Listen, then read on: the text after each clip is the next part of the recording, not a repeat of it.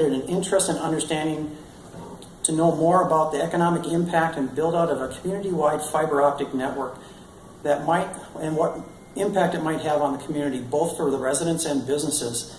An ideal community network should include both wired and wireless components, and that was our focus at that time. And again, that was in mid-2005, 2006.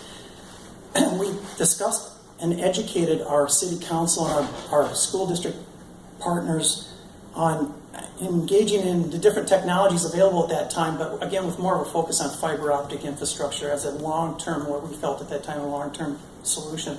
During that 9-month process, we brought in outside testimonials, or experts as we would call them. We had staff from the Utopia project in Utah. We brought in Blandin Foundation to discuss it. We brought in Fiber First Minnesota at that time. We also had local incumbent providers come in and speak about their services within the community. We had Frontier, CenturyLink, Comcast, and then some other local CLECs that were in the area that were able to give some input on the pros and cons of the services they delivered, what some of the challenges were, and then it was a way for us to solicit public input based on that 9-month process too, so that at the very end we invited the public in general in to discuss what they do and don't expect out of what the city's role should be in that. The outcome of that process, essentially our city council decided not to pursue the city delivering fiber optic services to the community, but rather work with the incumbent providers and any new providers or entrants into the market to foster more broadband and more effective use of what's available. Part of it also created what we would call what most people would call a goal. Our city council called an end statement. The end statement was that Burnsville facilitates and continues to facilitate community-wide accessibility to broadband technology. That's what really drives our momentum continuing even today, where we deliver budgets, we deliver projects that will help foster that in that end statement, and that's still an active end statement today. Shortly thereafter, I've got a lot to say here, and I'll try to cut it down a little bit, but after that movement, the attention on broadband accessibility was pretty large in our community.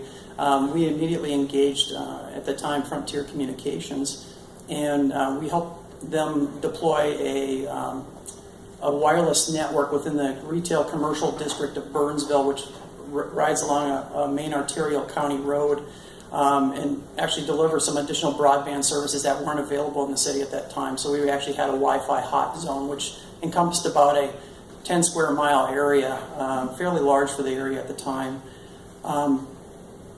The popularity and the interest in our access and our involvement in broadband continued to grow, and in about 2007, we were approached by business owners and business property owners in an industrial commercial area of Burnsville, which represented about close to 275 businesses, to have the city bring forward a fiber to the premise project.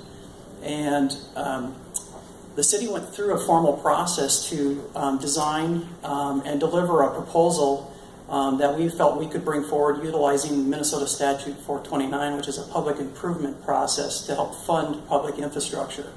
At that time, it was typically utilized for road construction, utility infrastructure, but we felt we could apply it to broadband technology, specifically fiber optics. The city went through a formal 429 process where we're required to have public meetings and develop plans and specifications. The end result was we didn't move forward with that. Primarily, we went through that education process again. We didn't move forward with it because what happened out of the public meeting process was that most of the property owners and quite a few of the business owners ended up having more of a negative review of the city's involvement in delivering broadband infrastructure. And that was, part of that public process was that could have been the outcome, and it was in our case. But what it did do and what it showed for us is that at that time, what they used to feel was an unserved area or underserved area, it was quickly evident that some of the local incumbent providers who weren't serving that area well came in at that same time during that process and started promising and delivering better services.